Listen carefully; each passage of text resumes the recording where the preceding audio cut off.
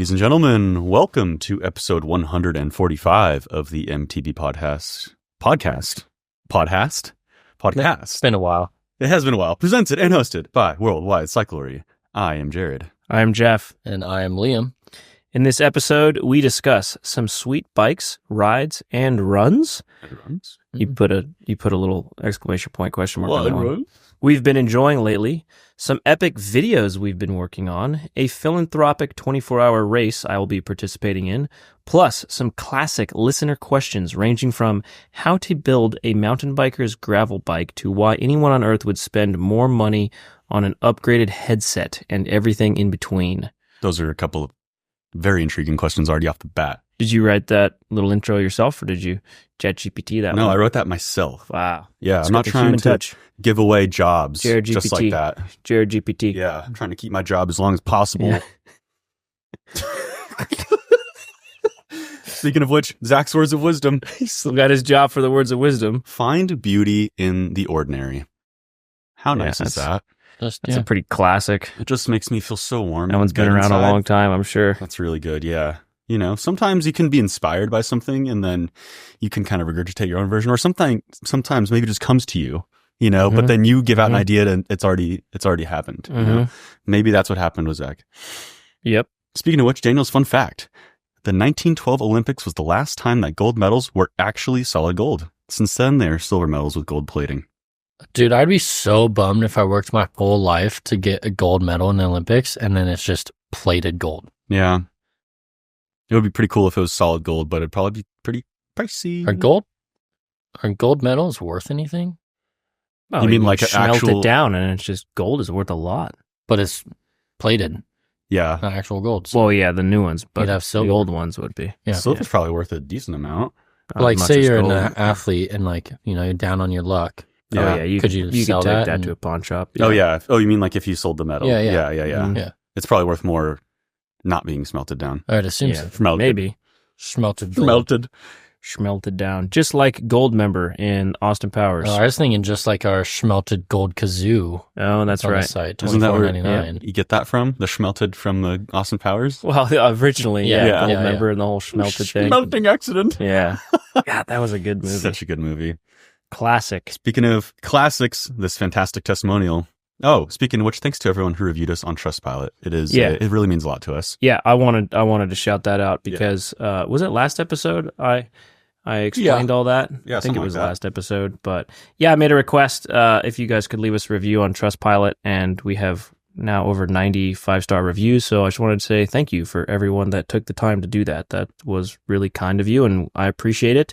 And I would read all of you by name, but there's almost 100, and also was really surprised that people are writing paragraphs. Wow. Like, people aren't just mailing it in on these reviews. They're writing paragraphs about their experiences shopping with us and all sorts of stuff. I was like, whoa, people are really nice. It means a lot. So, Thank you. Thank you, everybody. Dedication.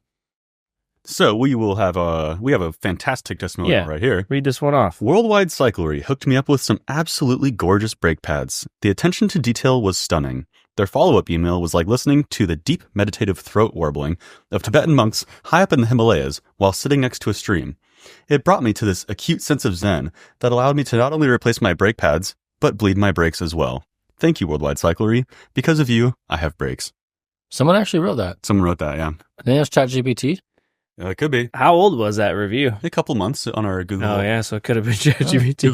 Google Maps, like, you know, you look at the location, it shows all the reviews of our location, business location. Okay. That was one of them. Okay. Yeah, I really liked that one. Yeah, so some people definitely put their best foot forward to write some comedic reviews, which we certainly appreciate. So serious ones or comedic ones, we'll take them all. Thank you. Yeah, this one was good. Yeah. Definitely brought a smile to my face. Yeah. Throat warbling of Tibetan monks.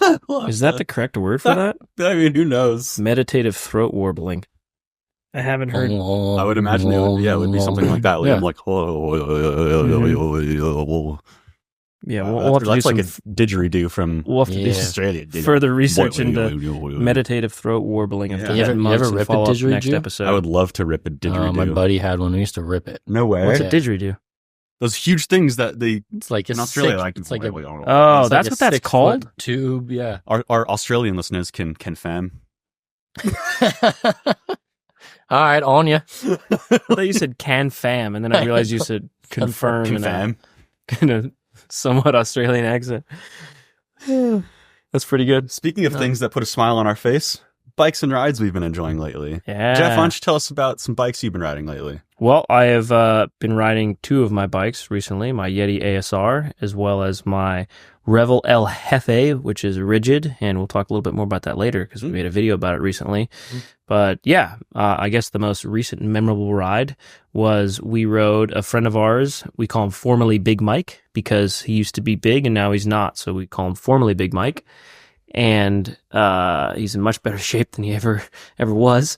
He came down, he lives in Petaluma, NorCal, came down to SoCal to ride some bikes with us, and we did, about 22 miles? Something like that. All around the Conejo Valley here, Santa Monica Mountains, Sycamore Canyon. Mm-hmm. And we actually got some clouds and a little bit of rain, and it rained on us, and we rode a portion of the Backbone Trail when it was all slick and a little muddy and raining out and very ominous. It was very rare. It's not like that very often.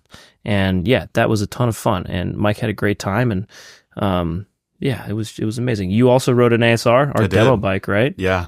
Mm-hmm. I love that bike. Yep.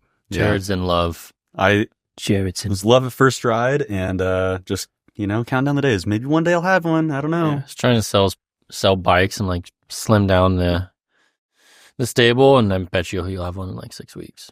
It's the cycle. Life is cyclical in itself, and so is our bike stables. Yeah. They shrink, they grow. It's just a matter of fact. Yeah, they just change. You have a lot of bikes right now, or a few? I don't know. Yeah. Yeah, I leave and then I come back and this guy's got, well, I sold that, but I built this. Yeah, I sold that's right. that, but You're I on your this. second ASR already. How does that make any sense? Well, my This second ASR, bike just came out less than a year ago, and you already have a second one. I know. He's probably the only guy in the world who's done that. Probably, yeah. Yeah. It could be. Yeah. I like my second one more too, I think. Just because it's, the paint's different. It's custom painted. That one's It second has one's nothing black. to do with the paint. It's a little more simple. It's right? just more simple. A little bit better for everyday riding. Yeah, I don't know. I got set up really well, so I've been really enjoying riding that lately. I got Fox suspension on it with just normal crown adjust, lockouts, so no cables, less batteries, kind of as a whole across the whole bike. Just pretty simple build. And it's really fun because to your ride. last one had a SID on it. It's SID full board, flight attendant. SID Lux flight attendant. Yeah, it's full flight attendant, had like 9 batteries on it. Super great for racing and like the best bike I could have for that. But for everyday riding, I just feel like this one's a little more enjoyable. It's more simple, weighs about the same because the flight attendant had some weight and the suspension's lighter, but I've got like a little bit heavier parts here and there. Yeah, I just really enjoy riding it. It's more tailored exactly to the things you like to do on a bike. Yeah, Yeah. exactly. Yeah. It's nice just to grab it and go out the garage. So I've been enjoying that. And So now then you have that. And you have the Rail 29 that you're selling. Rail 29 that I'm selling or trying to sell. Trying to 29 sell. currently for sale. So if anyone is interested in a very dialed Rail 29, Very dialed. slide in the DMs. Yep. Or shoot us an email. Yep.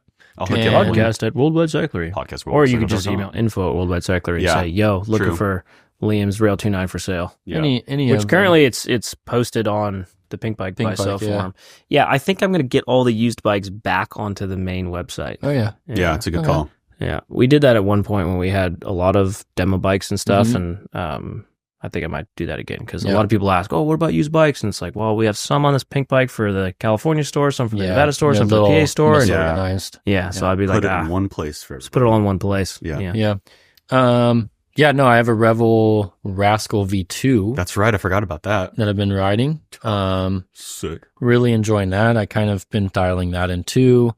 Changed out a bunch of parts and made it 150 fork and tires, and now it's like I put a 50 mil stem on it. It's just perfect. Because Honestly, that bike normally has 140 fork, right? 144 came with a 40 mil that bike stem. rides Like, so good with a 150. yeah, it had the linear Superlux air can. I put the progressive on there. So Nice. it's just like a bunch of little stuff, little Hmm.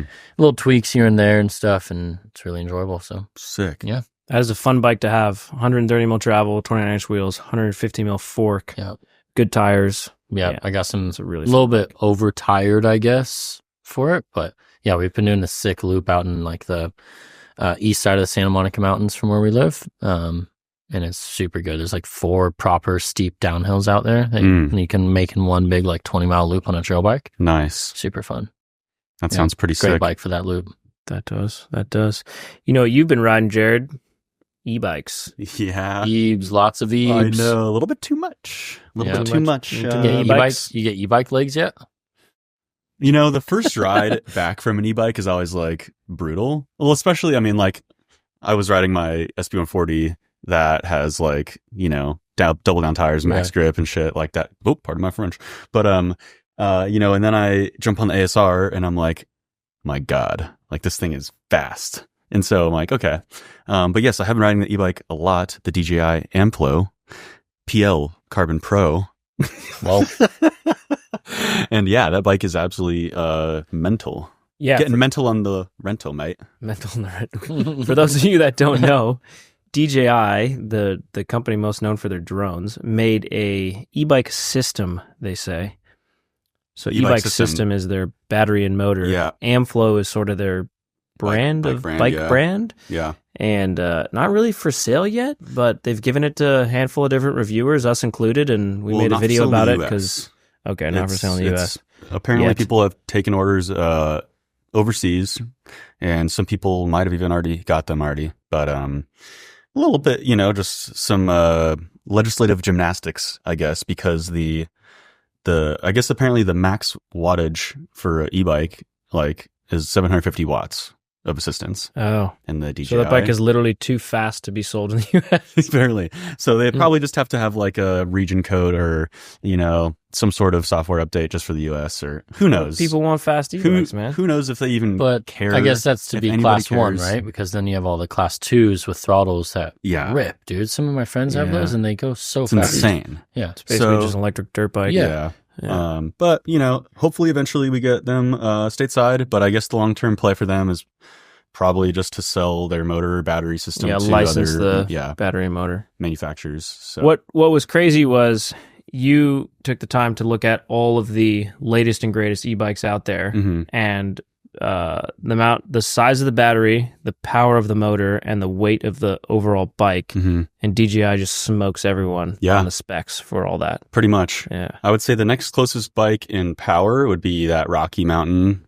Has like 105 Newton meter, 750 watt. Is that their own motor? It is. Yeah. Which, that's kind of crazy. Yeah, but that's cool. It has its own.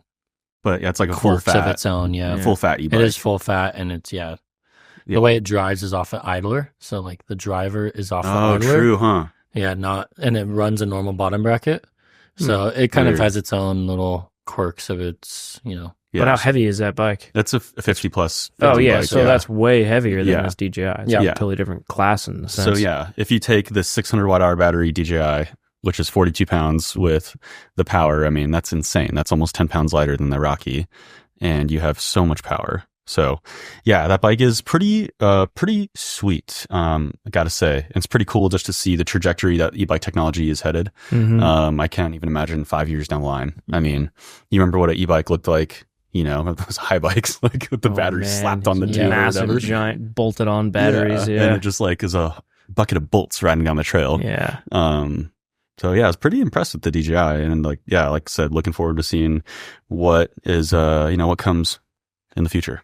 It's pretty cool. And if you're curious, hop onto the old YouTubes and type in Worldwide Cyclery DJI e-bike. I'm sure that'll bring it up. Yeah. It'll pop her up. Yeah. Trevor rode it, and I was on a bike with the Uno with a TQ motor. And then I was full sprinting, like pegging my heart rate, zone 4, to try to keep up. And he was like seat bouncing, like rocks uphill on it. Just having a blast, like literally smiling, like looking back. And I'm like full XC race mode trying to keep up with him. And I'm like, all right, this isn't even fun. It's nuts. Yeah. Speaking of e-bikes, we are riding the new Crestline, LS160 and RS180, and we're going to have a video coming out on those pretty soon. So those are pretty soon. Coming out this month. Yeah. Bosch Performance Once Line stuff CX. from Thanksgiving, hop on YouTube and watch some e-bike videos about Crestline. There you go. Yeah, it has the new Bosch update motor on it. It's pretty cool. It's just like a minor update, nothing crazy, but it's quieter and a few other things. And yeah, as always with Crestline, dialed build kit. Very dialed. Like, grab it. No, don't need to change a single part on it. Hop on the ride. Yeah. That's what I love about Troyden's attention to detail with these bikes. He's like, what parts would I put on my bike? I'm going to put them on the Crestline. Mm-hmm. Like, do I want it lighter? Do I want it more burly and durable? Like, boom, done. Troyden's going to be on the next podcast, right? Is that the next one? I think that is the next one. Yeah. Something like that. 2 weeks. So if you have e-bike questions or questions for Crestline, email those Good to idea. podcast@worldwidecycler.com. Great idea, Liam. Yep. Plug. Wow. Love that. So yeah, looking forward to riding those bikes. It's very interesting, right? Because like there's all these different motors and it's like, who's going to have the best one? And like, who's going to fall off? I think we know. But, it's just very interesting to see, like, right? Because, one is going to excel in one area and one's going to excel in another area. Like one's going to be super quiet, like when you're riding and going downhill, and one maybe has more power, like, or one's lighter. So they're all going to be, it's like the technology wars all over again. Well, since we've been talking about e-bikes, we now know that Steve Moken of Chasing Epic has dropped this pod and gone on to another podcast. We can say that we have a tentative trip with Steve in Whistler. Still tentative. Still tentative. First week of June. Something like that. Mm-hmm. Yep. If you guys want to ride some bikes with us in Whistler. And we have a confirmed trip with Phil, Kiwi Phil, which longtime podcast listeners will remember. He was on, it was not that long ago. A year ago, maybe? Yeah, something like that. Mm-hmm. He's the one who helped us piece together that epic Italy trip. Truly. And yeah, we're going to do Tasmania. So all three of us are going to go ride bikes in Tasmania. Yeah, bro. Down under. Worldwide down under. Worldwide down under. Worldwide down under. So if you want to ride with us, that's going to be an amazing trip. Phil really knows what he's doing. And I think he said it's his wife's brother that like works and runs the shuttle company or something out there. So he's got some family connections in Tassie. Technically, that's his brother-in-law. Oh, yeah. That's how it all pans out, right? I couldn't remember if he said his wife's brother or his wife's uncle or his uncle. Wife. I can't remember what he told me. A relative of Phil's. Yeah. Is going to help. So link below in the video description. I'm so used to saying that for YouTube videos. Link in the podcast description, depending on where you're watching this, if you want to check out that Tasmania trip. Good call. We invite you all to come ride bikes with us in Tasmania. And yeah, that's going to be rad. That's pretty cool. I've never been to Tasmania or Australia. So you haven't been to Australia? No. But you've been to New Zealand. Yeah, I did New Zealand with Phil in 2019. Yep. And that was one of the cooler trips ever. Yeah. That was the first time I met Phil and his whole gig and went to New Zealand. And yeah, that was unreal. So rad. And before this trip, sorry, a little segue, you're going to Papua New Guinea? I'm going to Papua New Guinea. That's crazy. Yeah. Are you doing one of those Wayfinder trips there? Yeah. So my buddy Mike Bursick, who puts on these adventure travel trips for entrepreneurs, he always does these crazy remote locations, which I've been fortunate enough to go to a handful of these things, which is why I've been to these weird, obscure places. And the next obscure place I'm going to is Papua New Guinea. Nice. Gonna go roast some coffee. That's the only thing I know about that. Yeah, there's a lot of coffee roasting. That's what people say. Coffee roasting beans. or cannibalism. Unfortunately, it's got a reputation for cannibalism. Both. Yeah, okay. That's the main thing. It's got a reputation that's a yin for and a yang, huh? Tribal warfare. It's got some odd reputations out there. So. Would you like a rib with your French press? That's crazy. It is nuts.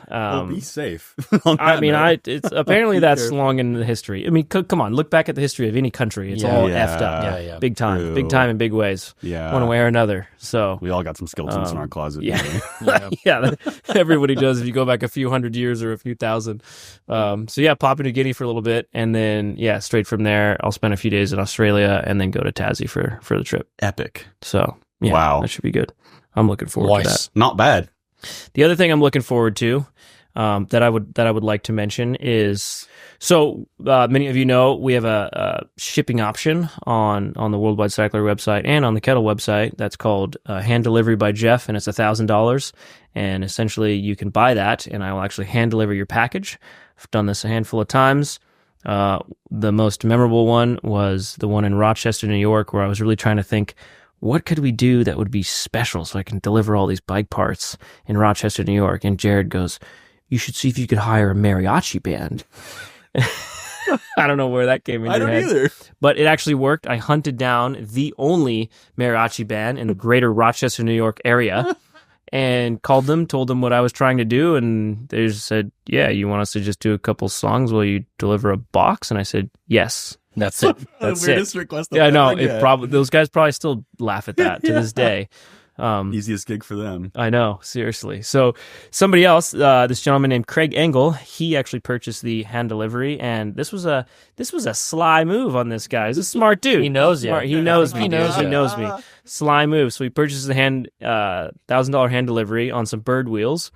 And in his note, he said, "Hey, I request Jeff to come out to deliver these wheels on December 7th at the Old Fort Strong endurance race, and I'd also like him to consider doing it. It's a 24-hour race with the entire concept to raise money for all of the Hurricane Helene damage that happened in Western North Carolina, which is, as everyone knows, is an incredible mountain bike area."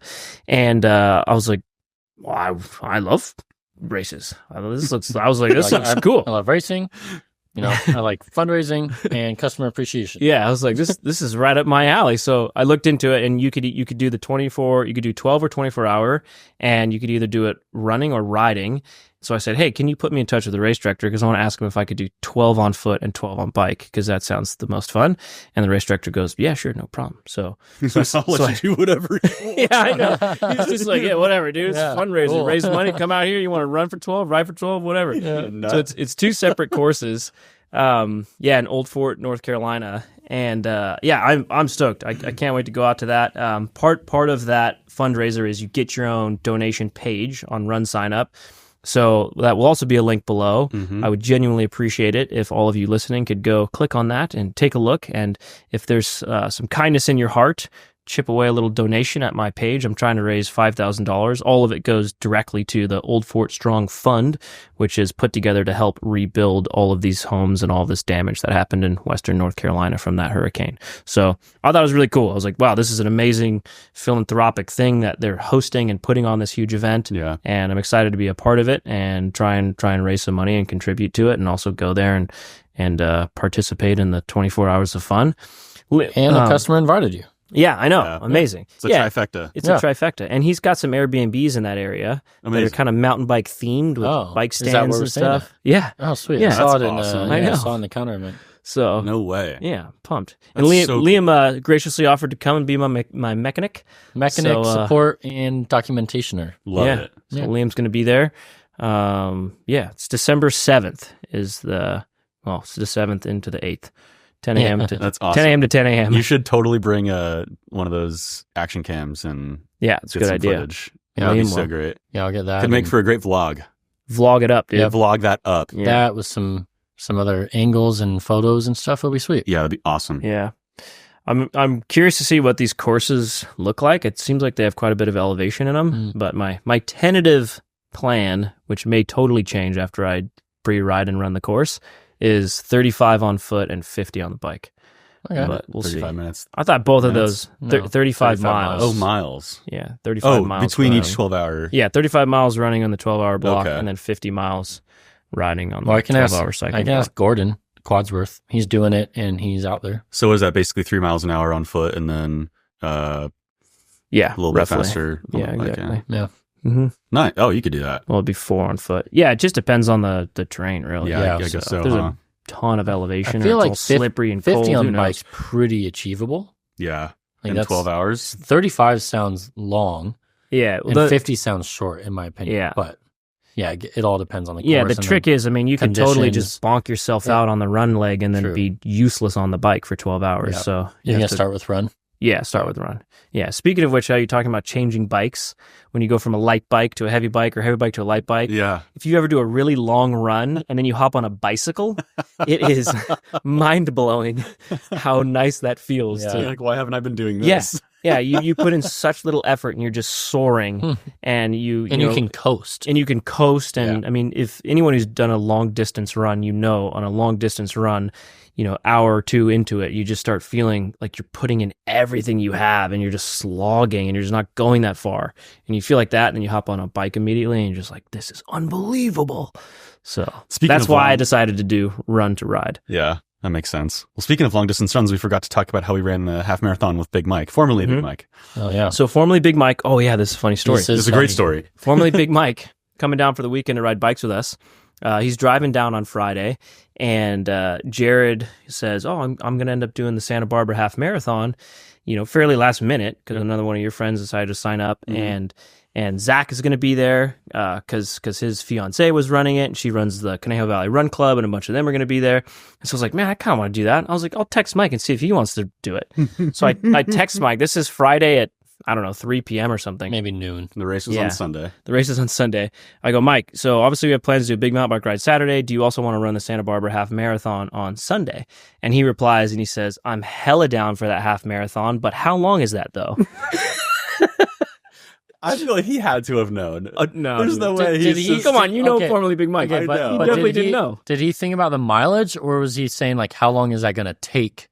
Type of Probably how long? both. Who knows? He Yeah, crushed probably it. both. He did really He did. good. Yeah, I couldn't believe how. I mean, what was our time? 2:09, 2:11 or like something? yeah.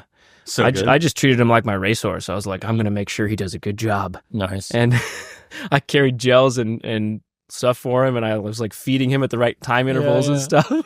You're Yeah, probably like, better support than anyone on that course, probably. Oh my god. Oh, yeah. Everybody's probably like, why does this guy have some personal trainer? He's like, Yeah. Mike, you're going too fast. I know. Yeah. People were definitely down. giving us odd looks because people that were running at that pace were all out of breath, and I was just chatting away with Mike, trying to like coach him Got into a his pace 110 and heart like, rate, 120. yeah. heart And then rate. at one point he's going.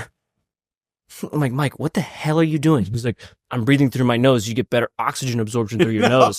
And I go, "Mike, you are not smarter than a couple million years of human evolution. Just turn your brain off and breathe through both simultaneously, like what your body would do naturally." He's like, "No, I think," and I'm like, no. Just stop it. It was the weirdest. Like, people were looking at us. It was such a crowd. I mean, what, 5,000 people ran that? Yeah. It was a crowded half marathon. It was There was crazy. people everywhere. It was awesome. And it was just hilarious, man. But he crushed it. He ran hard. He tried hard, and he did. we had fun. We goofed around out there, and It was fun. it was awesome. What a day. Yeah, what a day. What a fun event. Yeah. I don't usually ever like to run on the road, but Yeah. if I'm going to do it, that's a fun place to do it. Yeah, Marching bands and marching stuff. bands. It was crazy. Yeah. At face value, Everywhere you was think, signs. And, why would I do this? Yeah. But then, like, you go there and the whole experience is like, okay, this is actually kind of fun. You Yeah. know? No, it was. It's a good vibe. It totally was. Yeah. Yeah. It was fun. I would never try and go and run it fast because it was just so crowded, Crazy. shoulder to shoulder, Yeah. people everywhere. Oh my god! And last year, they had the 5K people mixed in with the half marathon at the end, and so I was like dodging all these people just walking and laughing and joking. I'm like, get out of the way! Yeah. I'm like, I'm done. I'm trying to finish. Well, yeah, that was a great story. I thought people would appreciate that. Yeah, that was good. I couldn't join on the ride or the run. It's my ankles blown up from running. From Run Club. From Run Club. Yep. Liam and Zach are trying to really support Carly, Zach's fiance, who's doing this Conejo Valley Run Club. And so they're going and running once a week, and you went a little too hard. I don't know what it is. I'm still convinced. I was great all summer running, good pace, whatever. Same shoes, swapped shoes because of Jeff's. Oh, we didn't talk about your treasure hunt.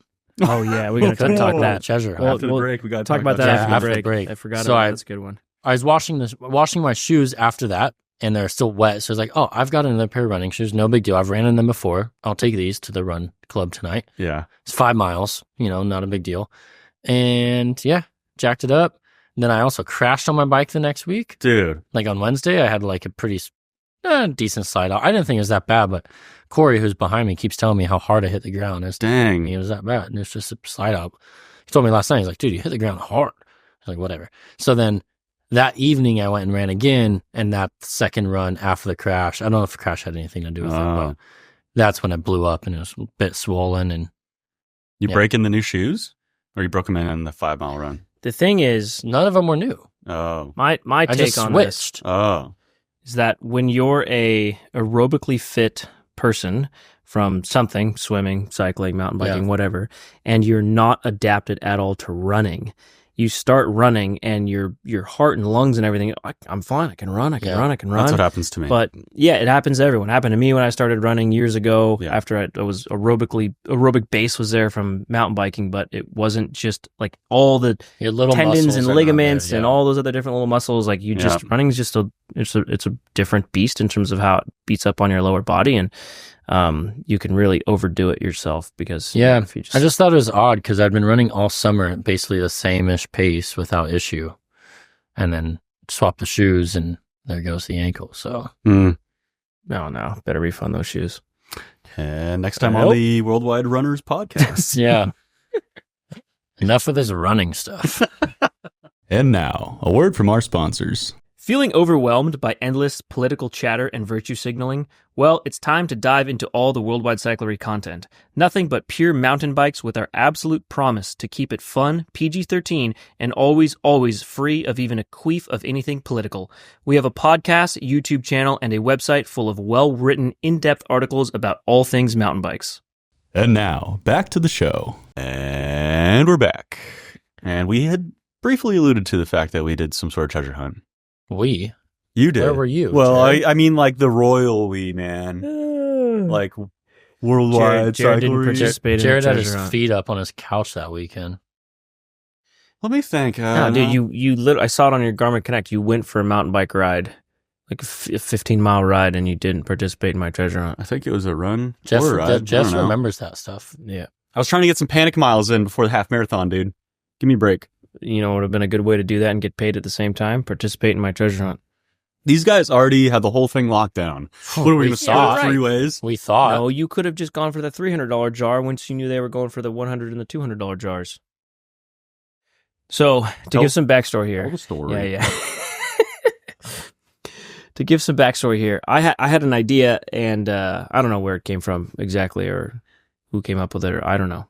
I don't remember what it was. I think I saw some guy on TikTok who did something kind of funny, and it made me think of this other idea.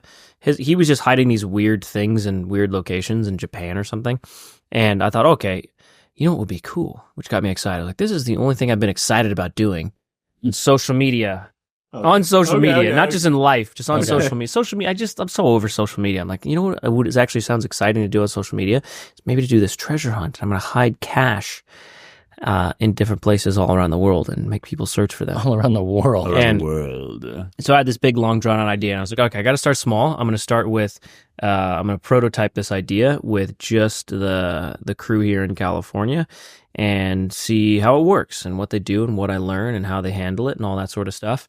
So what I did was I hid 3 jars, one of them with $100, one with $200, and one with $300, increasing difficulty to acquire the jars based on the amount of cash, actual cash. I put an air tag in them and actual $100 bills. And then I wrote up my little disclaimer, and a couple tips, and I sent it out. The disclaimer after he went out and hid them all. Yeah, I hid them all. And had issues. Yeah, while hiding. I nearly killed myself twice. I nearly killed myself hiding some of these. But so I wanted to see what happened. So it was a little last minute, so not everyone could commit. But of course, the guys who like to say yes committed. Oh, as he looks at me. So Liam and Zach said yes, and they went out there early on Saturday morning. You guys started.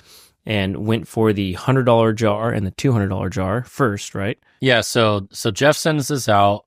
I don't know. You probably sent out the chat at like 9:30 or 10 p.m. at night with the 3 coordinates, the 3 only coordinates that he gave us, right? So I get home. It's like 11 p.m. I look up these coordinates real quick. I'm like, boom, no problem. Make a quick route on my Garmin, sync it. I'm like, Zach, we're gonna be out there for 4.5 hours. We're good. I don't know why I thought it was going to be easy. So, not giving away $600 easy. Zach and I, based on the route, Zach and I headed out to the $200 one first. Jeff did, to Jeff's point, he did give us a very good tip on this one. He said, here's the point. However, go to this point and head southeast to the next point. Okay, so we go there. We go to the first point. He said, go from here and head southeast. Well, it was about a 20-foot ride. I don't know, you call that creek? 20-foot wide creek that was about 4 feet to 5 feet deep. And the next point was about 100 yards down the creek.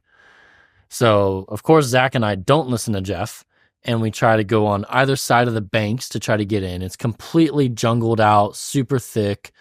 We can barely get to the bank. By the time we got to the bank, we still couldn't get that far. It was like a 15-foot cliff and on the one then I side. finally found the the jar floating in the middle of the creek. It's like a 15, 20-foot cliff. So we finally get around, we get kind of close to it, and we're like, all right, we got to go full body in. Me and Zach rock, paper, scissors for it. I win. Zach loses. He goes all the way and gets it. He's stoked. Holds it over his head. Yeah, we got number 1. And you're right, we get out. we don't a sadistic man. Dude, we don't even got $200 just like that. We don't even look at it. We get out. We get out and we're going to a little bench we knew right near us.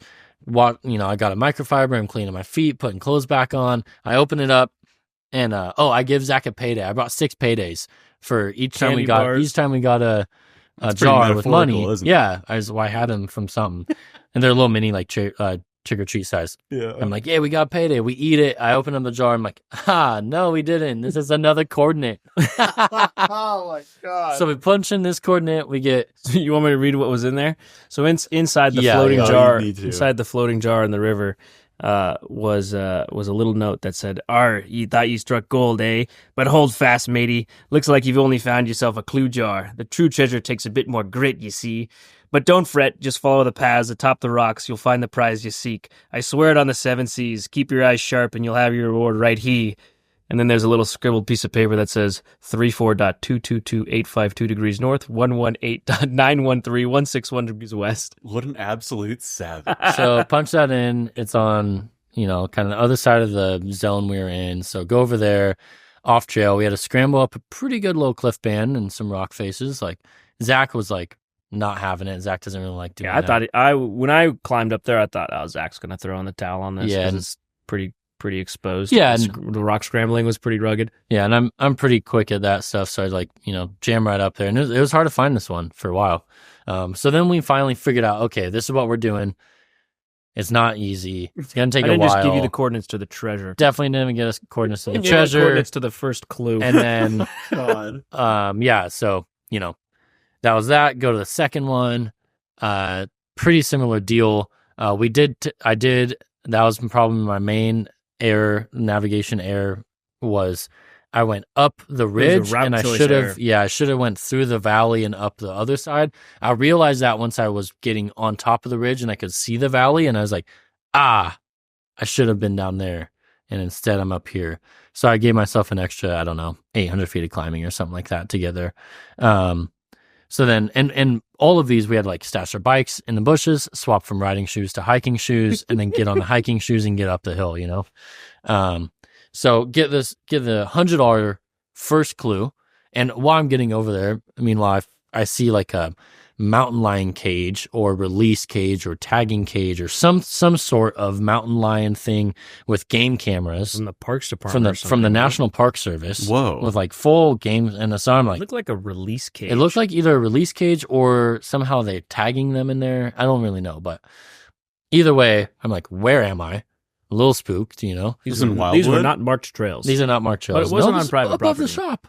Oh, up here. This is above the shop. Yeah, I was way up there. Off the grade. Yeah. I remember the point now. Yeah, so technically still a Conejo open space area. Yeah. So I'm on top of this rock and I see the jar down there. I got to get around. I get down to the jar. Same thing. This one says take 100 paces, 45 degrees north or something like that. So I'm up there and I'm searching for a while. Weaver finally catches up, comes around finds where I'm at. I'm looking for like 15, 20 minutes for this jar. Cannot find it. He finds it. Cool. We got the $100 jar.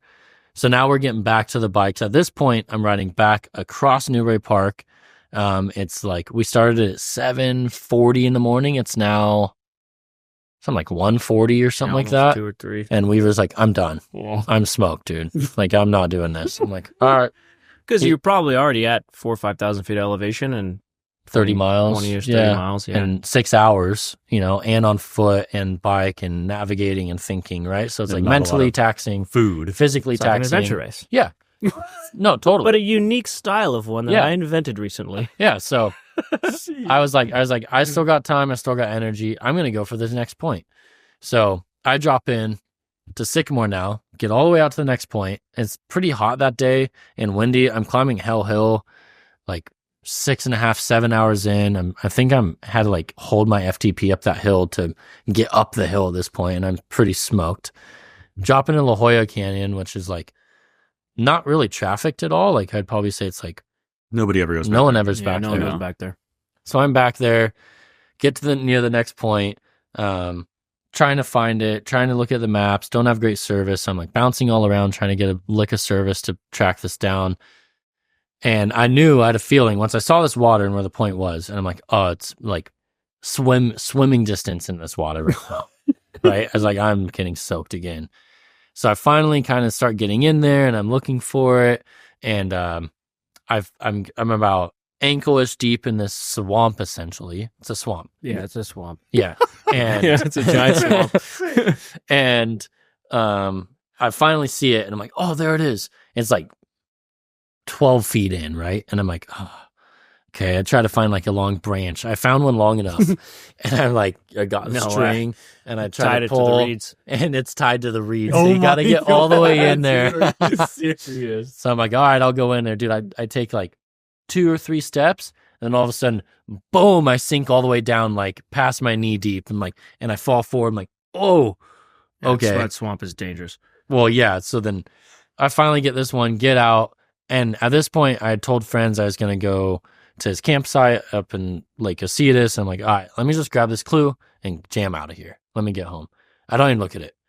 Well, I also kind of wanted to claim it because if you stole the first jar, then no one knew where the second one would be. Trevor wouldn't be able to go do it the next day, which that's a little tweak I need to make for future treasure hunts. No, I definitely, I felt a little Weaverish in that moment. Yeah. Like I definitely was like, I don't really like that I'm doing kind this, of block like, it out. I'm kind of blocking it, but hey, that's why it's a test, Yeah. It's a treasure hunt, not a treasure find. That's exactly right. Yeah. That's what you said. So I didn't look at it, and I should have, because it was about 200 yards from where I was, the next clue. Yeah. So I go all the way home, have my night. You had to ride like 12, 13 miles into the canyon to get it. Yeah. And then I rode 12, 13 miles home. 13 miles home. And then I, went home, did my thing for the night, came back the next day. Then I read it at home. I'm like, oh, you're an idiot.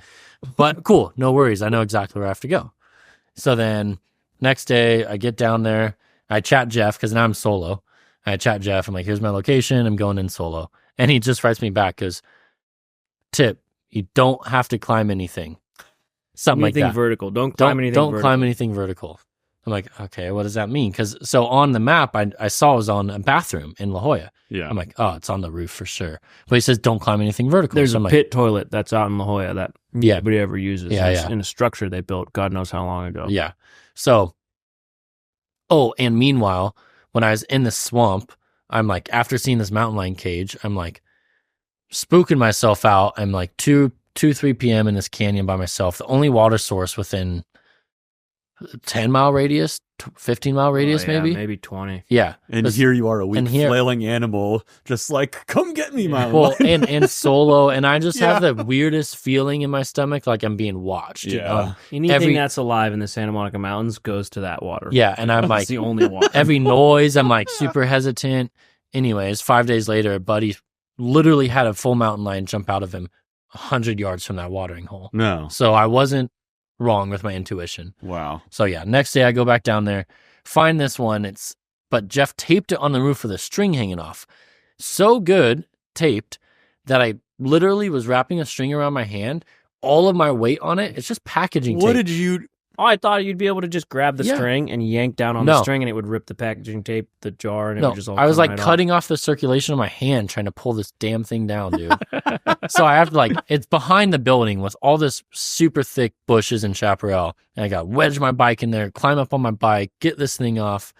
Then I get prototype one of Then I get the next clue.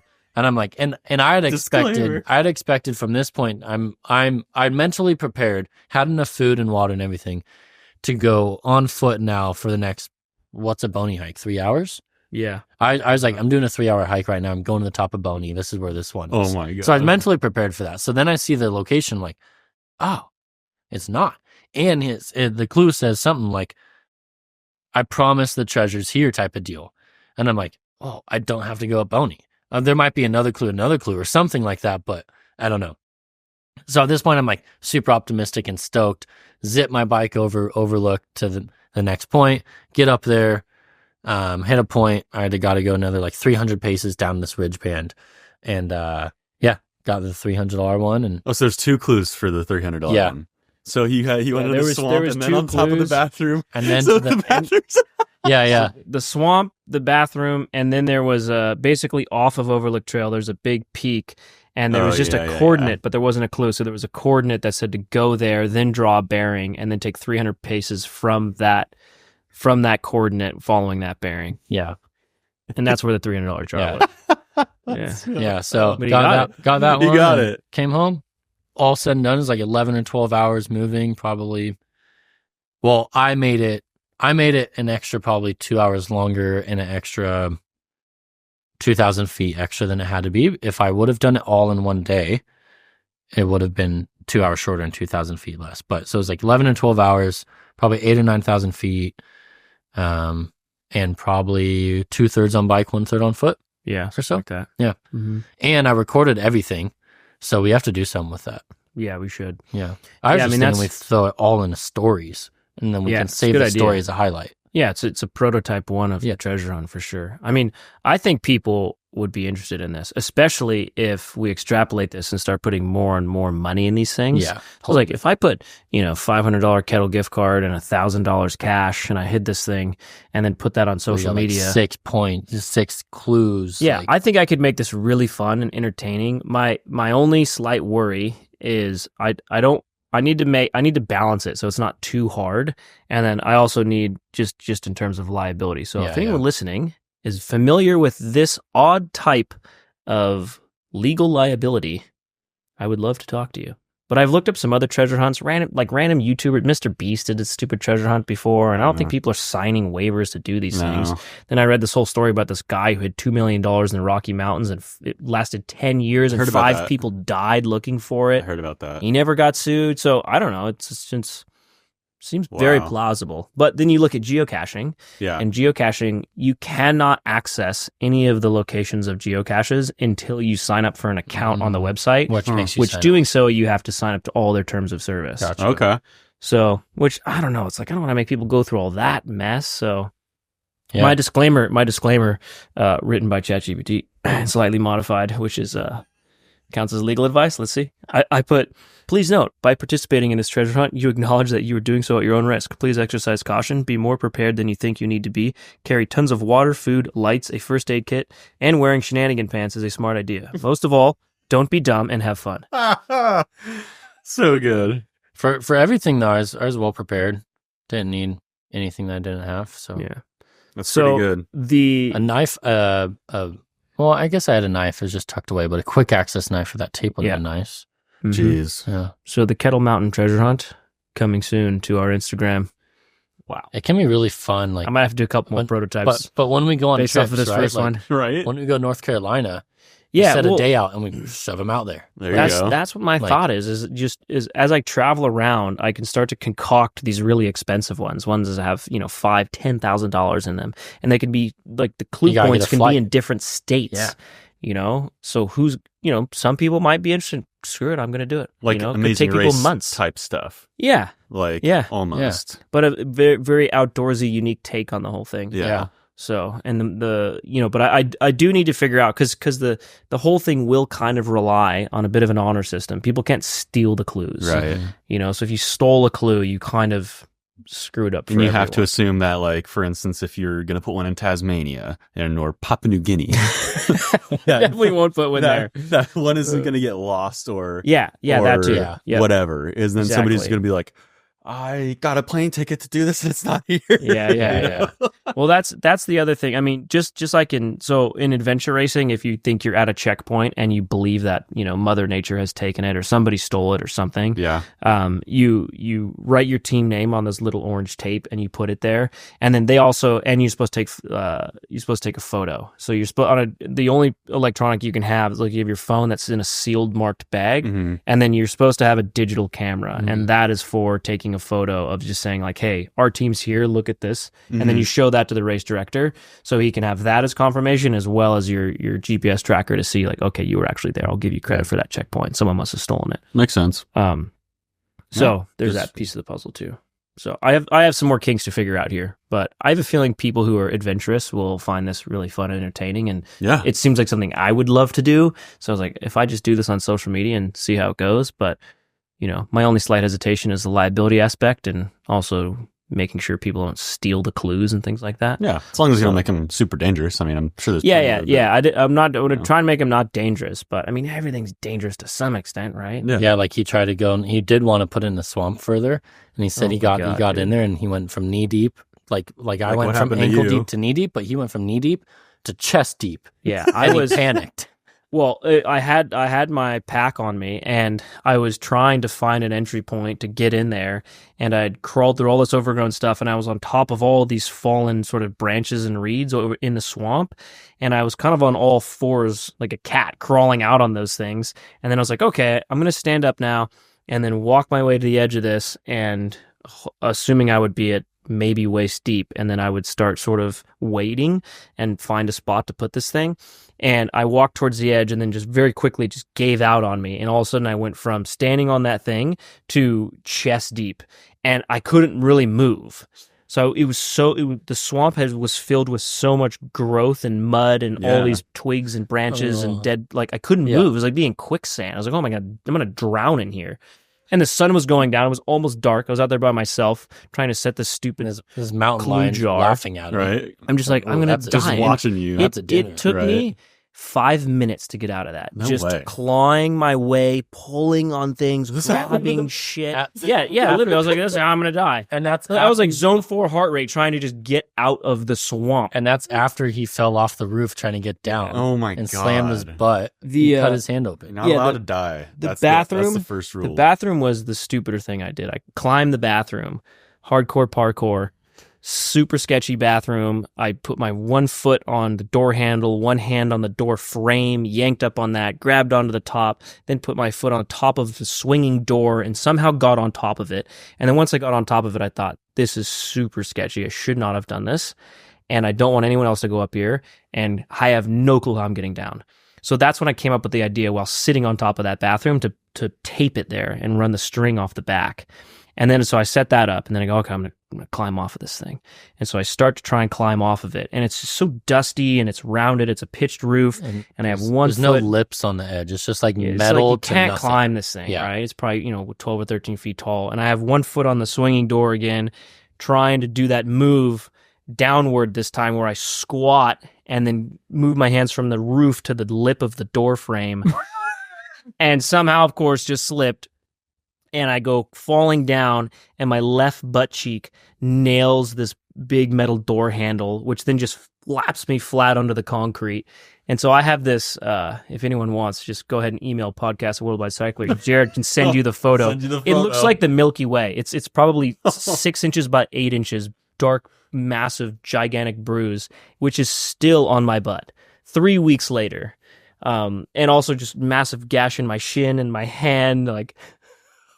Casualties across the board. And then after he got the cuts, he went in this nasty swamp. I was all water. Bloody and bruised, and then you I went almost drowned in the swamp. Yeah, what's wrong with you? I know. I wanted to make a sick treasure hunt, dude. Yeah, you did.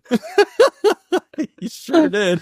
Oh, so wow. I'm going to change it up a little bit for the next one, but hopefully people that are listening to this are interested in this treasure hunt idea. Yeah. So I had a good time. Yeah. I came out with $400, got Weaver 2, which I give him a little $50 tip, for coming out. I'm sure there's plenty of adventurous people with plenty of free time that would love to partake in something. I ran into my buddy Alden while doing it, and he's like, let me know on the next one I'm in. Yeah, see? Yeah. People are interested in this, especially if there's cash out there. Yeah. People would do it for free. People do geocaching. There's nothing in geocaching. It's trash. Zach, I'm going to put money in mine. Zach was like, this isn't even worth it. It's not even that much money. I'm like, well, see, I would have done this for free. Yeah, so I know. It's a difference. I pay money to do adventure racing. Insane. Well, what was going to be a little quick recap. Yeah. We had to go hard. It's too good. Do some rapid fire listener questions. How about rapid fire listener questions? Ready, queued up right here. All right. The most valuable questions to mountain bikers abound. Yes. I ride a 2017 Evil Reckoning that has a 2016 Fox Factory X2 on it. I have not serviced the shock in the 5 or so years I've had on this bike. It's making some strange noises. Anyway, what would you recommend? 1, send the shock for full service. 2, buy a new shock. My concern with buying a new shock is that it won't be tuned specifically for my bike. My concern with rebuilding is that the shock is too old and might not recover from the beating it has received. Thoughts and considerations on this conundrum? As always, love the pod and thanks for all you do for the MTB community. Well, I'm amazed your first X2 lasted 5 years. Kudos on that. That's legit. They don't always do that, especially from that 2016. Yeah. Hasn't serviced in 5 years. That's impressive. That is very impressive. I would probably go on the side of just getting that serviced, and they can replace the internals. But having a shock tune for the bike, I think makes a decent difference sometimes. So yeah, and it's probably only maybe 150 or it's something 170, 200 probably. Yeah, $200 maybe to do a full factory service. Depending on where you are. That's what I would do. The Lone Wolf in Santa Barbara. Yeah. We send our stuff there, or we send it to Fluid Focus in San Diego. Yep. So yeah, I would do that. Save a bunch of money. Lone Wolf, not to be confused with Loam Wolf. Loam, correct. Loam. Yeah, that's why I get them all confused. Yeah. Lone, like L-O-N-E. And then there's that guy with a YouTube channel, the Lone Ranger. Is that a YouTube channel? Yeah, I think so. Yeah. Oof. There you go. Service that bad boy. If it's lasted you this long, man, just I agree. Keep it going. All right, Jeff. What's your most embarrassing secret talent? Well, I didn't think I had one, but then I thought of one once you showed me your nostril talent, and it was moving my whole scalp. Wow! Do a side view. Wow! I know you can really look at how much movement. See that? Yeah, it's pretty good. If you're watching this on YouTube, you could see me move my scalp. I was shocked when he showed us that an hour ago. Yeah, I recorded it. It was really good. Jared can move his nostrils. I can do a really good nostril flare. Like, I could stick a dime in there. Liam, you had one. What is it? Your tongue. I can make a clover with my tongue. Yeah. Wow. Yeah, that's impressive. What that tongue do, boy? I want to know what that thing. The guy who asked this question, what was he expecting, and what is his? True. Because who sends that question in? Someone who is a super fan, Jeff. Yeah. Speaking of fans, fellas, I was recently gifted a gravel bike from a friend. Gravel isn't my scene, but I want to utilize the bike for improving my mountain bike fitness and cruising green belts around my local city. How do I make my gravel bike less roady so my MTB friends don't make fun of me? I already know I'm putting flat bars on the bike, but do you have any suggestions so that the sizing isn't all wonky by changing the drop bars to flat bars? Josh Saunders. Oh, it's from Josh. It's from Josh. Hey, Josh. Hey, Josh. Thanks for shouting us out, giving us a great question here. Jeff? Flat bars. Well, Josh is also 6'5", so yeah. The problem is we know Josh, and we know he's very, very tall. So put on some massive risers on there, Josh, like some 90 mil like risers, some Dakota Norton. Some yeah. That's gonna look ridiculous. Big stack. We're not talking about looks ride here. A beach cruiser. He's trying to. Well, he said he's gonna ride around his green belts, and he said he's trying to make it fitness more mountain bike. Stick the biggest tire you can on there. Drop the front derailleur. Yep. And put on some massive riser flat bars. Yep. And a dropper post. Yeah, one word of caution, taking any gravel bike and trying to put flat bars on it, you usually have to do a pretty much whole new drivetrain because almost every drop bar shifter is not compatible with a flat bar rear derailleur. So it's like there's this whole incompatibility sometimes issue. they make a road pull flat bar shifter for like this thing. Yeah. Yeah. So you'll have to get XX1 axis. Be very wary of compatibility issues. Just slap on the nicest wireless drivetrain you can, and I think Apex is like a lower end road group set, and they make a flat bar version of that. So there you go. There's ways around it. Yeah. But yeah. So would you keep the stem? I'd most likely shorten the stem a little bit, because if you're going from like, let's say 42 centimeter wide bars with like a 90 mil stem, to 750s. You're going out 30 mil, so you got to come back at least 30 mil on your stem. Or no, that's definitely more than 30 mil. 30 centimeters. But come back like 30 mil on your stem, probably. Yeah, that makes sense. Well, should we do the last question here about headsets? Rip it. All right. Hey guys, genuinely curious about this one because I feel like I'm missing something. Why on earth do people want to spend on upgraded headsets? I have a mid-range headset that came on my 2020 vintage bike and is still going strong. Vintage. Despite being put through all manner of abuse. Bottom brackets, I sort of understand. They rotate thousands of times on every ride, and there are roadies on YouTube who probably have spicy dreams about bottom brackets, given the amount of content they produce about them.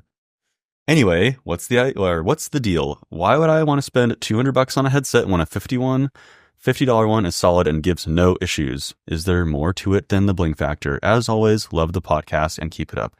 Well, all I know is that, like, you know, fancy ones like a Chris King headset, they make all their bearings in-house, and they're designed to, like, actually improve over the years. Like, my dad has a Chris King headset on this 1991 road bike that he gave me, and it is still amazing. Like, Yeah. so you're I going to don't know. get nicer bearings. Like, I think this. This is pretty hefty words from a guy who's I've never seen in my life have a nice headset. Other than just like a good I never old said I K-Creek buy 110 or whatever. Yeah, I mean, exactly. I mean, yes, they're nicer. Do I buy them? No. this day and age, I don't see the point in buying Chris King headset. Well, yeah, the cheap like- ones these days are really good. Aside from the bling factor. Aside from the bling Cane Creek factor, 40 like is a brand, great whatever. headset. Cane Creek 40 or 70, like I like the Hellbender 70. Hellbender's also a Hellbender great headset. 70. But they do have You know. better seals, a little bit better bearing, Yeah, they'll better last material, a little bit longer, but they Yeah. already last so long to be And then with. that's the thing. One that's not like a Cane Creek that's cheaper than that, like creaks faster, wears out faster type Right. of thing. Yeah, You know, don't go less than $100. when you pull the headset apart to service it, your bearing falls apart. yeah, no. I mean that has happened even with some Cane Creek if you're really abusive with water and sweat and stuff. Yeah. So I think the more you spend, the better the seals. But I think at some point it's kind of bling factor. It's certainly $100 is negligible, sort of a right? diminishing return. I mean, yeah. Yeah. Below $100 and, you know, you're going to sacrifice quality. Above $100 and you're not going to really gain much quality. It's just going to look kind of cooler. Yeah. I mean, obviously, if you blindfolded a person and you had them say, or you said, "Hey, can you tell me which one of these headsets is the $200 one, and which one's the $40 one?" It'd probably be hard to tell, Yeah. right? For the most part.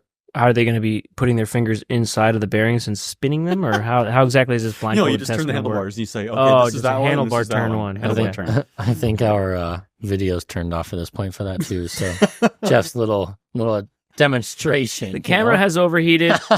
If you're watching this on YouTube, you didn't see my demonstration of how to do the headset may or fingering may test. not have been PG-13. If you're listening to this on Spotify or Apple Podcasts, we would genuinely appreciate if you would leave us a review. And it's also November, so please expect a bunch of epic discounts from the Worldwide Cycler website, the Kettle Mountain website, and the Trail One website. Ooh, Trail One website. True We dat. go hard for November sales. Go hard. So in we the can paint. be broke for December. Stay hard. Go Yep. hard, stay hard. David Goggins. All right. All That's right. it. That's all. Thank you very much. We love Please you. check the description to make a donation to the Old Fort Strong Fund under my run sign up Oh, page. yeah. Yep. Yep. I think that's it. That's it. right. That's all. That's it. That's all. Thank you. Cheerio. Love you. Cheerio.